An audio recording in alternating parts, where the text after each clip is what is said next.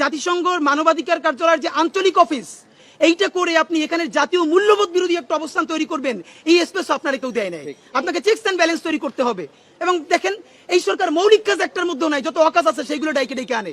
এই যে 3 বছরের মধ্যে সে জাতিসংঘের মানবাধিকারের যে আঞ্চলিক কার্যালয় এখানে দিচ্ছে, আপনারা নিশ্চয়ই জানেন আরো 19টা দেশে এই কার্যালয় আছে। দেশগুলো কি ভাই? সিরিয়া, দেশ হচ্ছে ফিলিস্তিন, দেশ হচ্ছে হন্ডুরাস, তারপরে আফ্রিকার কতগুলো যুদ্ধ বিধ্বস্ত দেশ।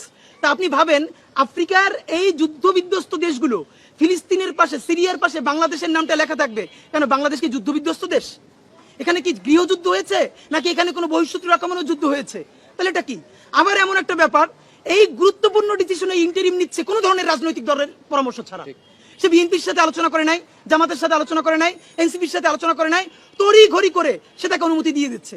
তার থেকেও ভয়াবহ ব্যাপার হলো, এই কাউন্সিল বলছে যে এই সরকারের মধ্যে, এই রাষ্ট্রের মধ্যে যারা কাজ করবে, এই সকল দায় বাংলাদেশ রাষ্ট্রকে নিতে হবে, জাতিসংঘের কোনো কর্মকর্তা দায় নিতে পারবে না। মানে কি?